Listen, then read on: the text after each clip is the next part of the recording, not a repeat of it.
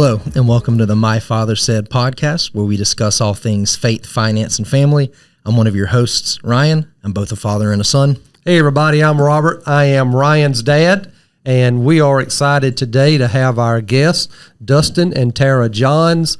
They are entrepreneurs here in the state of South Carolina, and we have them here today to talk to us about two things, passive income and entrepreneurship. Did I say that word right? You got to ask the entrepreneur. Sounds good to me. Entrepreneurship. No, I will not even try. It starts with an E, ends with a P. Everything in between is a jumbled mess. There you go. And for those of you that are just listening and not watching us, you are missing a great head of hair right now. So both of us. Hello. Dustin, I believe, was on stage at Woodstock. If you take a look at him, he looks like he could rock up there with who was it, Bob Dylan and Jimi Hendrix and all those guys. You remember them? That's my buddies. That's you right. remember them? Yeah. That's his buddies. Yeah, that's good stuff. The post-COVID version. The post-COVID. Of Woodstock. Post-COVID. That's right. Well, we wanted to bring you guys in because you the two of you are illustrations. I won't even say the word example, but you're illustrations of individuals who have, in our estimation, you're beating the code, you're winning the game of setting up assets, getting yourself positioned to where you live life on your terms and not at the terms of someone who is telling you when you can come and go to work, how much you can make, how much you can't make, what you can and can't do. In other words, you guys are working on financial freedom, and you're doing it by an extension, whereas we work with clients and we have them investing money and we're having them grow money, and thus in that case, when their money starts making money for them, that's a form of passive income that we recognize. But you take it a little bit further. You go beyond the stock market and you are doing things with properties, construction work, I think Airbnbs, franchises. You've kind of got your hands in a lot of things. Real estate. Yeah, real estate. So today we wanted to talk to you about this and let you share with our listeners what you think they should know as they might consider diving into the community that you're in. Sure. And thanks for having us. This will be fun and looking forward to kind of a informal passive income discussion. Just real quick, at background, everything that we're into kind of leads back to real estate in some form or another. You mentioned, we're into a franchise. Tara runs our HotWorks franchise, but the HotWorks came after the real estate. We purchased the real estate first, then you look to monetize it. So property just sits there not making any money, does nobody any good. So it's passive, but it's zero. Right. So you can figure the real estate part out. Lots of people can do that, but then figuring out how to monetize it is the second part of that. So we became our own tenant. Yep. So, that's awesome. Yeah. Yep. It's our own tenant. So each property is different, and it's going to have whether it be residential, commercial, industrial, the tenant type's going to change a lot, and having your own franchise in your own building is just a completely different edge than most building owners have. Okay. Well, I want to knock a couple of things out of the way to begin with, because I can tell from prior to coming on the air, we were having some conversations and you were beginning to talk Dustin speak, I guess is the best way we would say it. Dustin speak. And you were using GP and LP and everything else. Would you explain what that term means prior to our going into this conversation so that when our listeners hear it, they're not stuck on, what did he just say? What does that mean? And then they miss what you're saying. Right. So LP stands for? A limited partner. Limited partner. A limited partner, and GP is general partner. All right, what's the difference? The difference is these terms come into play when you're pooling money. So when it's not just one person, if you're buying a piece of property by yourself, you're the principal and that's it. A general partner is more than one person. It's a partnership, but there's still all the same ownership responsibilities, advantages such as depreciation, but you also have all the debt to consider, and you have to manage the property. And if things are good, then you get credit for it, and if things are bad, you also get credit for it. On the LP side, that's more of a passive role, probably the most passive. Nothing's 100% passive in real estate, in my opinion, but a limited partner would be the closest thing to it. And that's similar to buying a stock or investing in a fund to where you're just after a return, and every fund's different. You may have a preferred return that you get at every year. It may be tied to the income of the property. But think of that as an LP, as somebody getting a quarterly report and no vote. Gotcha. Yep. Makes a lot of sense. you. Yeah. Yep. Okay. Or an annual, or, and when the property sells, they get their prorated share of whatever was negotiated. All right, so that's limited partner and general partner. Is there any other acronym that we need to be prepared to hear today? No, if there is, I'll over define it. But speaking of passive income, those are the top two. All right, well, great. Well, let's dive into this. Let's get these questions rolling because I'm interested to hear about this. I know Ryan is. Ryan is always talking to me about buying a building, or let's go buy some houses, or let's go buy something. It's always lets us go buy. He never wants to do it by himself. Right. All right. Right. He wants me to spend my money so that we can have together something. Yeah. Hey, so, man, that's financial savviness Yeah. right there, Yeah. right? Why would I pay for all of it? Yeah, exactly. right. So I'm not sure where this is going to work. So let me ask these questions. And these will be basic questions. As you mentioned earlier, these are things you could probably just knock out of the park in your sleep. But for our hearers, it might be brand new. Passive income, by definition, I looked it up before you came in. Passive income is money that is earned regularly with minimal effort or time. I emphasize minimal effort or time. That's what the definition says. It says it can come from a variety of sources, including investments, real estate, side hustles, blogging, and email newsletters, things like that. So I just looked that up real quick. So I wanted to put the question in front of you. How passive is passive income?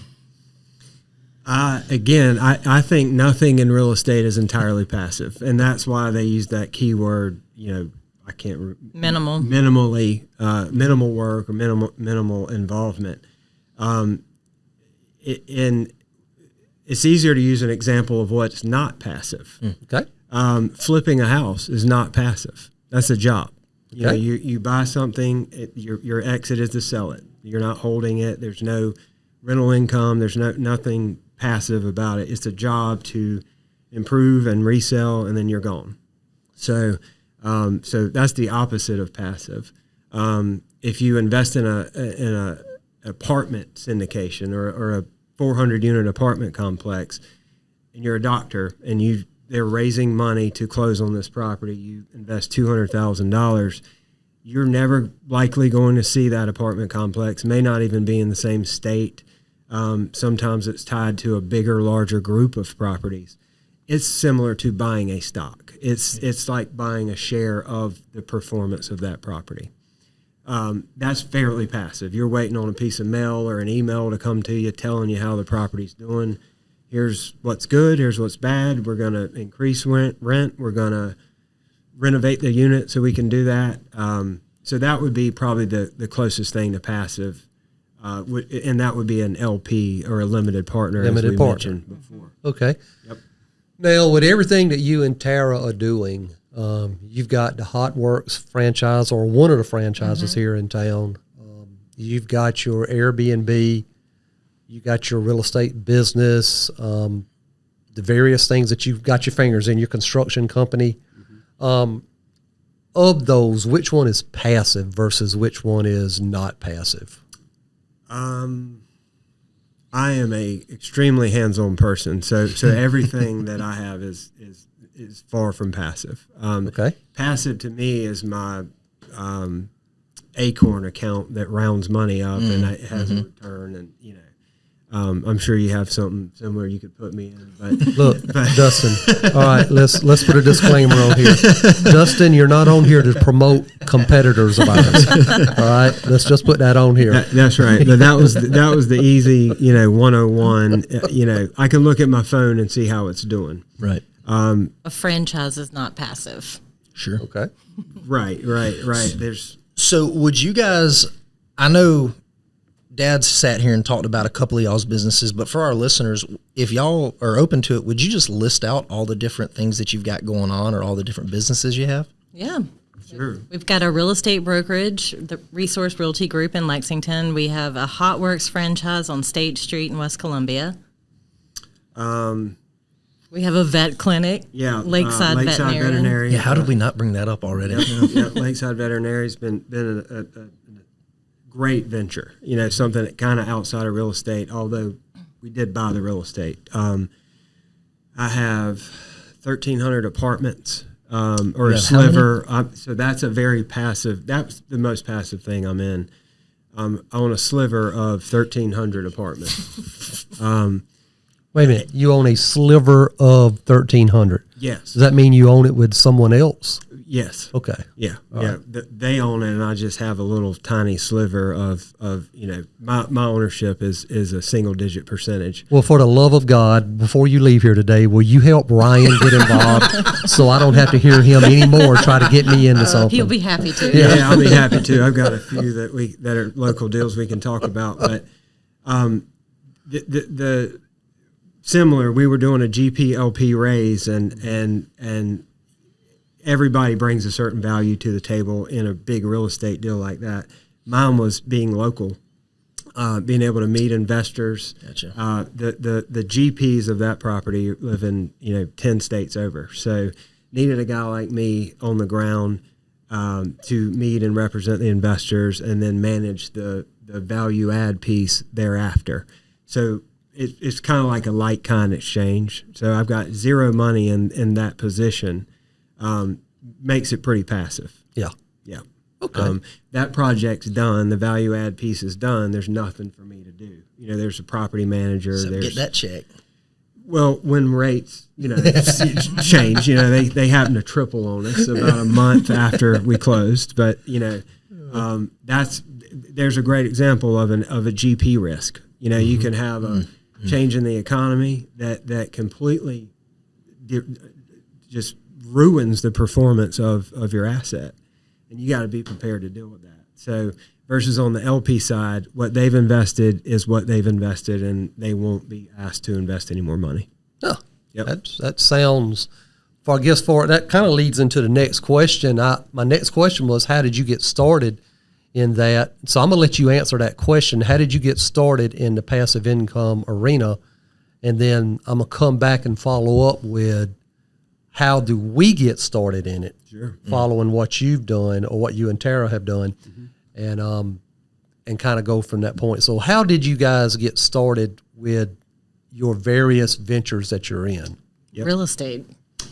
Construction for me. Yeah. I'll tell that part, and then Okay. you pick up the real estate piece. I started with my builder's license. I was 21 when I got my builder's license. And that had no plan, no direction, just I'm going to go build stuff and make a lot of money and it'll be fun. And then you end up in court, and you realize the real world's there, and it didn't quite work out that way. But I hit the 2007 hit me in construction. Did fine, but you couldn't control what happened. The market turned upside down. But that put me in deals with lots of other investors and real estate people. And so in 2008, I started our brokerage, Resource Realty Group, to focus specifically on bank-owned assets. That's all there were. It was bank-owned properties. The market kind of halted during that period of time. So always had a foot in the investment side since the beginning of the brokerage. And then people like Tara, Tara has been in real estate longer than I have, joined the brokerage, and we became more of a general brokerage, doing a lot more transactional type work. In a time period that the market was calling for that too. Right. The market was improving around 2014-ish, and we just grew into a bigger general brokerage. Always kept a foot on the investment side, and then after a few big years after COVID, I put all feet, hands, and toes in the investment side, and diversified big time. So that led to the vet clinic and Hot Works. Construction company again. Hot Works was a 1031 exchange, which we probably don't want to get into how that works during But this it came podcast. from real estate. Sold a piece of land, didn't want to pay tax on it, rolled it into a building on State Street, which is now Hotworks. Hotworks. So it's now an income property. Okay. Yep. And real estate, just for me, it continues to pile on. And so we typically add a few $1 million of assets per year. We have 2 Airbnbs on the lake as well. Yep. Would you consider that passive? Short-term rental is probably the furthest thing from passive real estate. I mean, it's what's the Wi-Fi code? Can we check out late? Yeah. This is broken. Where's the grocery store? Yeah.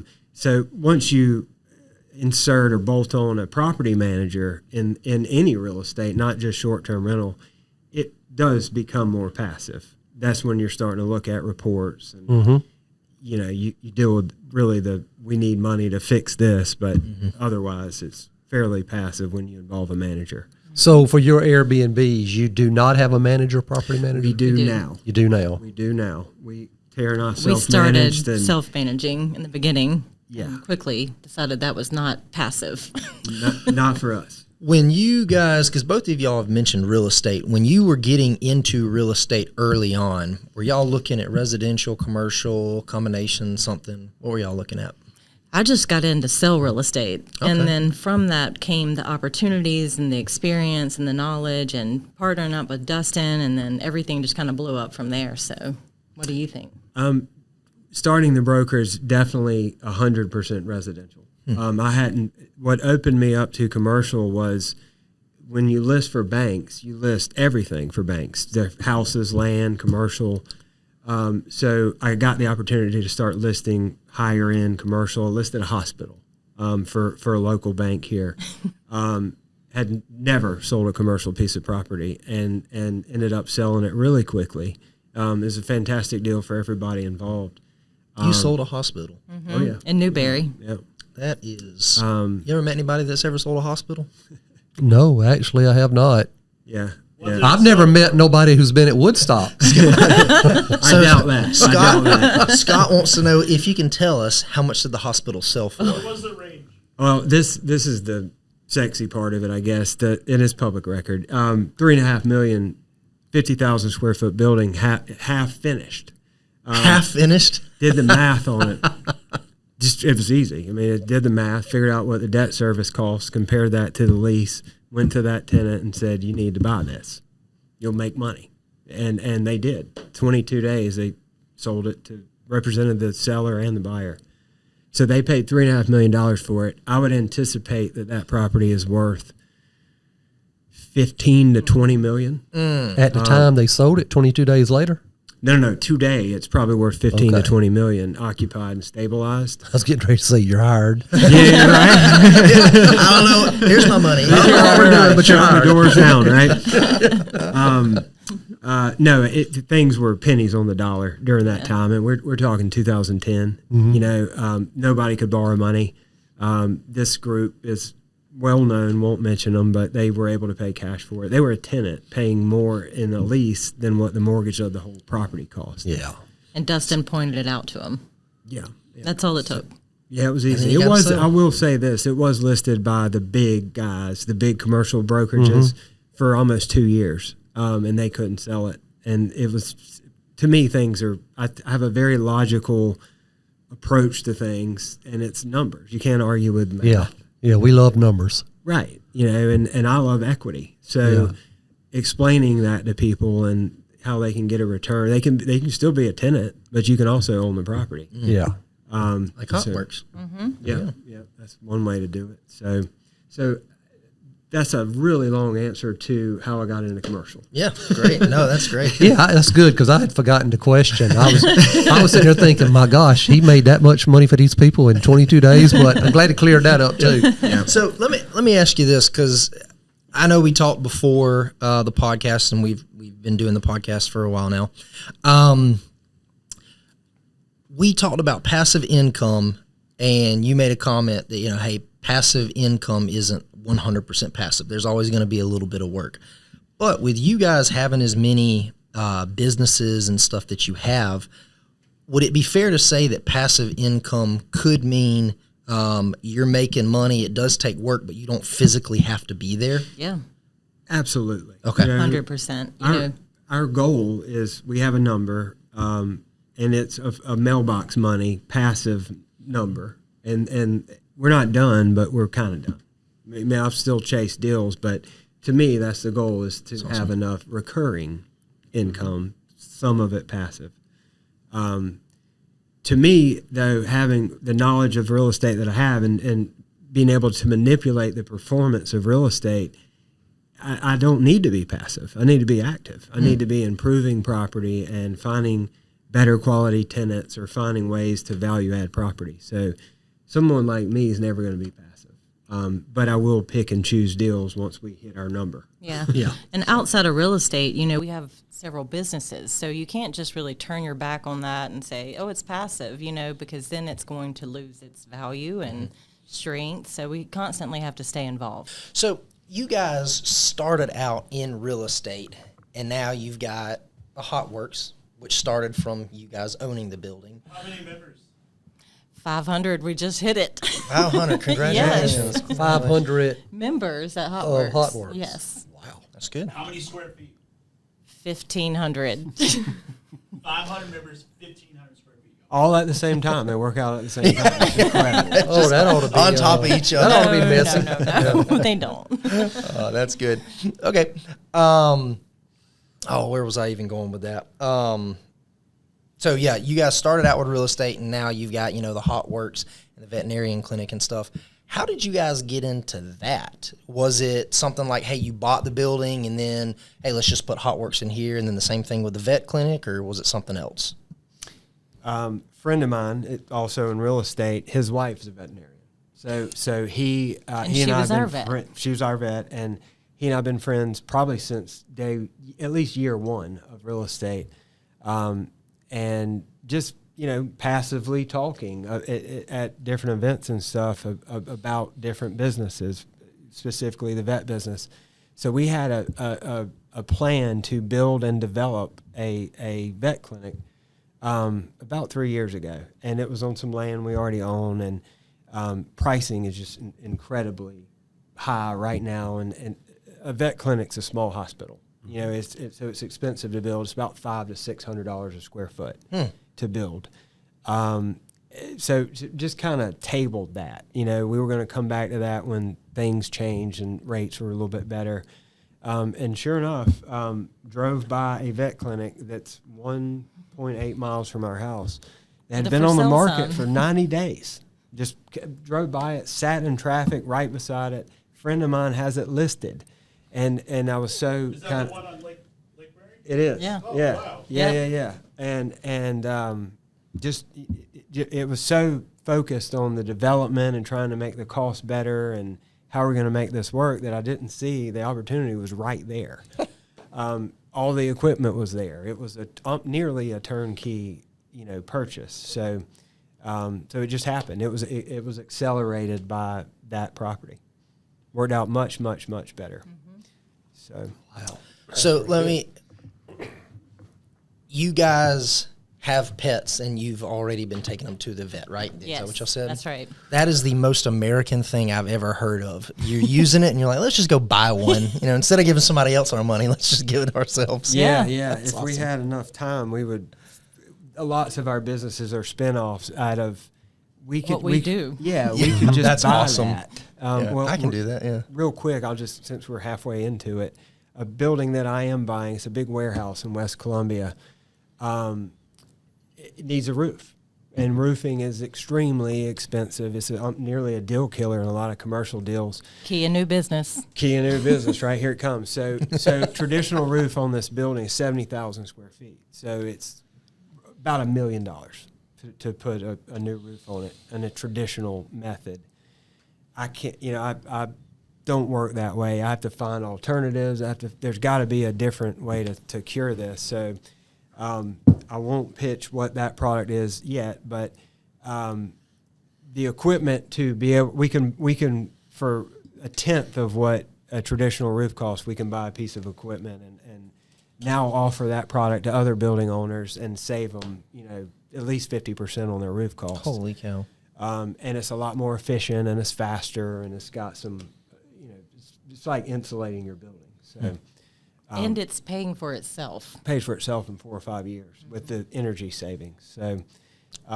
So there's a new business will be launched in January that's related to commercial roofing. Oh, y'all have already started this Yeah. one. Oh yeah, it's in process. It's just Yeah. not announced. Yeah, we haven't announced that yet. Oh, are we going to announce it today on the podcast? You heard it here first. Yes, it's an unnamed business. It's going to be coming in January. You're going to save 50%, and it's 90% less than what it would normally cost to do this. Yeah, Did I get all that right? 90 may be a little ambitious. It's Okay. about 50%, but 50, 90. That's the same thing. It's better than It's a zero. savings. Yeah. But we're opportunists, really. We see an inefficiency or a better way to do things, or a way to just kind of layer in something to what we're already doing. I mentioned I'm a builder, so I'll be doing all the GC work on my own building. General contractor. General contracting GC. work. There's another acronym. Yeah, acronym. Yeah, I want to make sure we got that. I've been waiting all this time to catch one, and it took him, 20 minutes in, and he finally said one. Okay, good deal. All right, well, let me ask you this. For average people, Ryan and I, Scott, anybody listening to this, Scott, you're not average. You're above average. well, yeah, I give him that, but he is the only one wearing headphones today. But anyway, so how does the average person get started in some arena of passive income? So if a doctor has a $500,000 salary, or any professional has an income, a W-2 income, real estate can offset that tax exposure with the depreciation. That's awesome. So, and sometimes faster, sometimes slower. Every deal's different. But, there's cost segregation. There's lots of ways to depreciate real estate faster. What about 1099 income? Same. Okay. Same. Or with us, which is basically 1099 and self-employment income. If you're not considered a real estate professional, you want to talk to your CPA specifically about how to utilize depreciation against active income. What would qualify somebody to be a real estate professional? To me, it seems very, very gray as this mic, but it's the amount of hours you spend annually on a piece of property. It's lots of things like that. So, but that's a CPA question. Yeah. That's tax avoidance, not evasion. That's right. We're not promoting evasion. We are promoting avoidance. Good deal. So, again, I'm going to come back to the average person getting started. So here I am. I'm Green Robert. That's why I wore a green shirt today. Yep. I'm Green Robert. I don't know what I don't know. Right. And I'm thinking I've got money sitting on the side. It's doing fine, but I think I want to add a different or an additional avenue of income. Sure. Coming from someplace. Is there a consortium, groups, or anywhere like that I could go and say, hey, I've got some available capital that I would like to consider putting money in? How do I find people, if that exists? How do I find that? Sure. Yeah, it absolutely exists on every level. Local, REITs or, funds that are REITs? just REITs or real estate investment trusts. Yes. There you go. Are a grouping of properties and the overall performance of that. That's kind of on a larger scale. But That would be like an LP. That'd be an LP. It'd be like buying stock. Right, okay. Yep. The first question I would ask you, Green Robert, if I got that call about investing in real estate, I would ask you how quick you want your money back. I would ask you, do you want slow money, fast money, medium money? Do you want recurring income? Do you want preferred? There's lots of questions I would have for you because you would have your investing goal is what I need to know. Lifetime income. Lifetime income. Then that would be more of obviously it's a property that's going to be held, so that would be more of like an apartment type of syndication. Mm-hmm. And there's tons and tons of those. Anybody that's buying an apartment is raising money. Okay, so you're telling me that those type of consortiums exist. Are you that type of person? I will be in January. Yes. So I'll be raising money on that warehouse I told you about. And that will be more of like a 3-year kind of return. That's a stabilization period of probably 18 months, but the hold is probably 3 years. That's the type of deal where you just invest X number of dollars and you can expect a preferred return of, let's just say, 8 to 12% Annually? Yes. And then Do you want to invest? and Sounds interesting. then you I have to be careful how I answer on air, Tara. right.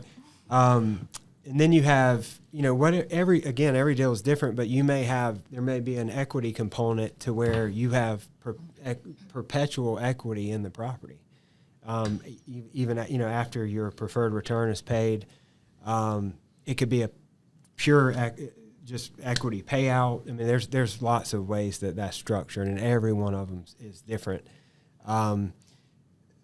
Lot of hard money out there. Lots of people are just investing in operators. So the guy flipping the house needs $400,000. They're loaning him money at 15%. It has nothing to do with the return of the flip. He could make money, lose money, but he owes them 15%. Gotcha. Yep, annualized 15%. That's annualized. Okay. That's cool. So that's hard money. That's about the rate that hard money is trading in right now. All right, so that takes me back to the question I asked then. How does a individual such as Green Robert, identify, locate, and approach a Dustin Johns? Yep. You go to dustinjohns.com. There it is. There's the plug. We're easy to find. Google search. We've been in the market for over right at 20 years and done over $1 billion in transactions. So Golly. we're there. But dustinjohns.com is the easy way. And Is that legitimate? Is it dustinjohns.com? yeah. So marketing teaches the best method is to use your name. Yeah.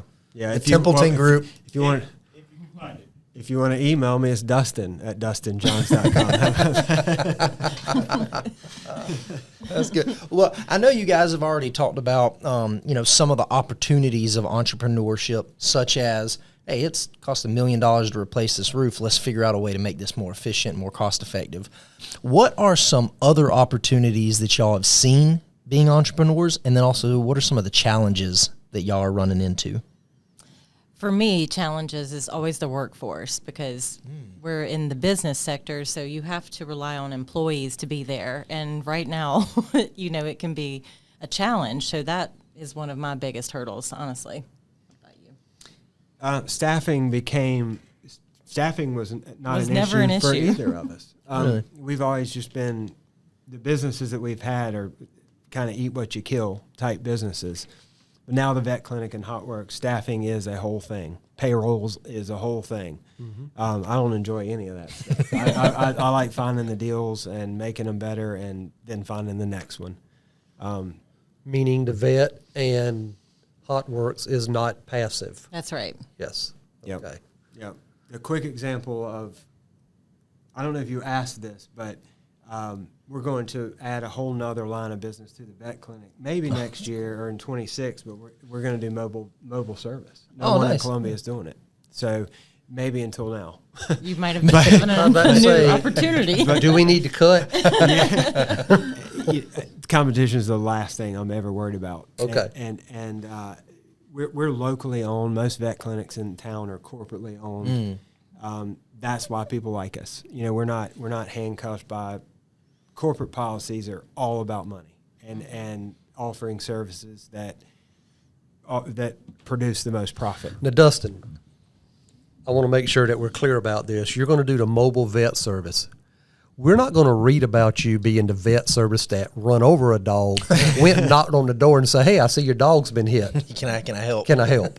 No. No, okay. not that hungry. Not that hungry. Okay. We've done pretty well to not chase business. Okay. Like that. Good But, deal. Good deal. And I love freedom. So Yeah. I want to keep it that way. I got you. So you were talking about the veterinarian clinic that you guys bought. It had been for sale for 90 days or so, and then y'all purchased it. How did you determine, hey, that was a good deal, as opposed to it wasn't good and then the previous owner's just trying to get out from underneath it? Sure. Well, in any due diligence of any property we buy, not just a vet clinic, in our due diligence period, we're looking at everything. We're looking at what that business can do. We're looking at historical numbers from current and previous vet clinics in the market, and the CapEx of the building, the age of everything. In our case, the building was basically new. It had only been open for 9 months when we bought it. So that immediately eliminates a huge budget of CapEx, which is capital expense. Mm-hmm. That's things like roofs, HVAC systems, expensive things in buildings. So we had virtually no CapEx. So that made it a good deal. Lot less cash out of pocket up front. And then for me, I always partner with people that are smarter or more capable than me. I'm not a vet, so obviously you have to partner with a vet. Jennifer has a great reputation. Just 1 billion 5-star reviews. Everybody loves her, and so it just everything aligned. I mean, the numbers were great, and the demographics where our clinic is located are fantastic. That's cool. And a lot of times, with doctors or veterinarians or something like that, they are there to practice medicine. Mm-hmm. They don't understand the business aspect or owning the real estate or how that looks like. So it makes sense for a doctor or a vet to partner with somebody like us to pull that off, to get out of those corporate offices and open up your own practice. Mm-hmm. Yeah, we would. There's a type of loan called a practice loan, and that's for physicians, doctors, things like that. So when you insert that into a real estate deal, the underwriting becomes much more simpler because the loan terms are outstanding. It's not terms that a non-physician would get. So it's de-risk. There's just not a lot of risk when you're loaning to physicians, and especially vet clinics.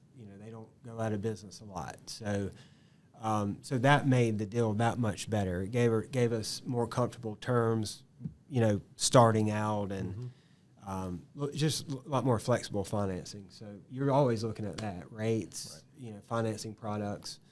You couldn't have done that without having the physician, but she couldn't have done the real estate without having me. And the ongoing management of it, and the product lines that we'll put out, and the mobile stuff too coming up. So it's a great, like, innovative sales stuff, I guess you would say. Yep. We like working with physicians, and let them be doctors and let us be business and real estate people. Yeah, that's awesome. That's good. Yeah, I don't want somebody cutting into me wondering, gosh, did I get my property thing right? And they're distracted while they're playing with my appendix. Right. Yeah, we don't want that. All right, so I think I got one more question I want to ask before we wrap this up today. Green Robert is showing up now. Green Robert's got a sum of money that Green Robert has available to do something with. What are the absolute do's and don'ts that Green Robert has to know when deciding on what to invest in? Mm-hmm. And decide what to invest in, who to partner with, or anything. What are my do's and don'ts? The absolute do's and don'ts. Sure. When you invest in a project such as my warehouse, for instance, you're investing in me. You're not investing in that warehouse. The warehouse is going to be there regardless of who owns it. But you're investing in the operator. And so you have to be comfortable with the operator if it's that type of deal. If it's a flip, you need to be comfortable with the builder or the contractor, whoever's running point on that project. So I would say that's probably number one is trust in the operator. Then, because beyond that, again, math is math. It's not going to lie. Don't believe everything you read in a pro forma. Pro formas are that. They're a prediction of the future. They're not an indication of the past. So understand that returns are all relative to risk. So if someone is pitching or promoting a higher return than normal or what you're seeing out there in the market, ask why. And it's usually because that's a riskier deal. Quick example of that is cap rates capitalization rate, which is your rate of return. On mobile home parks, it should be around 15%. On a Target, it's about 4 or 5. So obviously, Target's they're gonna pay their lease. Maybe not everybody in that mobile home park pays on the first. So, that's an illustration of relative to risk in real estate. All right. So, Is it for Green Robert to come into the game? Is it, and I'm not sure I'm asking a fair question now, is it advisable for Robert to come in as an LP or a GP? Definitely an LP if you're not in real estate and familiar with how to navigate problems that a GP would have to deal with. I think starting out though, and this is definitely the answer, the path you're looking for. A path or progression I see a lot is people start out in single family. It's you can rent it. It's tons of tenants for single family property. It's easy to predict value. It's easy to predict rent. Can't get hurt too bad. Then it's harder to scale single family and be profitable with it. If you have 30 houses, you have 30 roofs, you have 30 tax bills, 30 insurance bills, 30 tenants. Versus compare that to an apartment complex with 30 doors, 30 units. Now you got one tax bill and one person collecting rent and one parking lot to deal with, and it's based more, the value of multifamily or commercial property is generally more based on the income versus a single family rental is based on what the house is worth, right? So this building that we sit in, if your rent goes up in this office and everybody else's rent does too, goes up $100 a month, the value of this building went up exponentially. Versus if you go have a $100 rent bump on a house, it doesn't do anything to the value of the property. The appraiser doesn't care that it's rented for $1,500. They're looking at comps of other houses that sold. So, and therein lies why I prefer and will strictly do commercial investing from here on out over the past few years. That's what I meant by you can manipulate the value. I got you. Yep. All right. So that's a do. Cool. What about a don't? Don't invest in property where you don't like driving to it in areas of towns. People do that all the time. At Northeast Columbia, we won't have a property there. Nothing wrong with Northeast Columbia, but we don't live there. It's a 45-minute drive. Yeah, it's just not. No one wants to drive and check on if somebody flipped a breaker at 7 o'clock at night when you're already putting the kids down. So that's for us anyway. Is buy properties where you enjoy being there, and know your goal. If it's equity or cash flow, you generally can't have both. So either the property's either making money monthly off of the rent or the income, but your basis in it might be a little bit higher. Versus either long term or short term. Yeah, absolutely. So Okay. know your exit. I got you. Know your exit. All right. So I didn't tell the truth a while ago because another question's popped in mind, and this is going to be the last one, and then Ryan can close it out. So when you did the 1031 exchange, why did you choose a Hot Works over a Wendy's or a KFC? Well, we chose the building first, and the building would be an income property no matter what, whether it was going to be some type of tenant. And I liked it because it was a retail tenant where Hot Works is on the street level, and then there's 2 apartments above it. So you have nearly 3 income streams from the same property. So we were moving from land into income property. So that was number one. And the franchise, so we weren't reinventing the wheel or creating a new business from scratch. We were getting a playbook to go there, and it fit in the space. There was a need for a fitness studio right there, and it's done very well. That's awesome. Good deal. Well, Ryan? Well, first off, thank you guys for coming. thanks That was for having amazing. Last question we got for you. We ask all of our guests, and this is for both of you. What is the single best piece of advice you ever got from your father? Okay, you want me to go first? Sure. When you mentioned that to me, the only thing I could hear my dad telling me forever was, you're either born with sales or you're not. The world is full of order takers, and if you're a salesperson, you should embrace it, because we're the dreamers, we're the creators. You know, when you look back over history, that's why we expanded to the West. Some salesperson talked them into doing that, you know, because the gold rush out there. So, and I think from birth, he was always trying to get me to be the salesperson of the family. So That's awesome. That's That really is. good. That is good. Led me on a pretty good path. Yep. My dad is an entrepreneur. He's started his own business when I was born, the year I was born, and just recently sold it a few years ago, actually. But watching him, just the way he treated people in business, he never gave anything a minimal or half effort. You know, it was always, a full presentation. It was always being prepared for whatever you were working on, always showing up.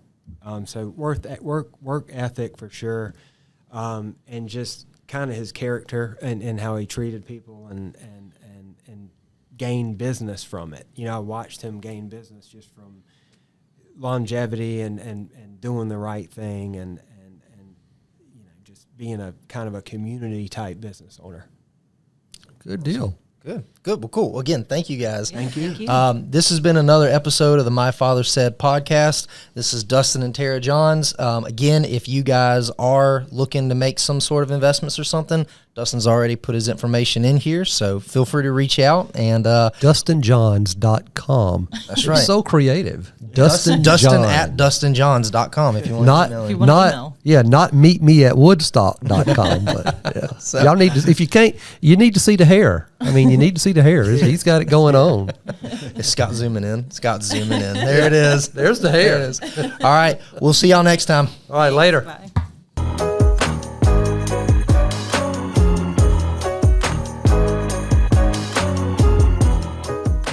The opinions voiced in this video are for general information only and are not specific advice or recommendations for any individual. All performance reference is historical and is no guarantee of future results. All indices are unmanaged and may not be invested into directly. Economic forecasts set forth may not develop as predicted, and there can be no guarantee that strategies promoted will be successful.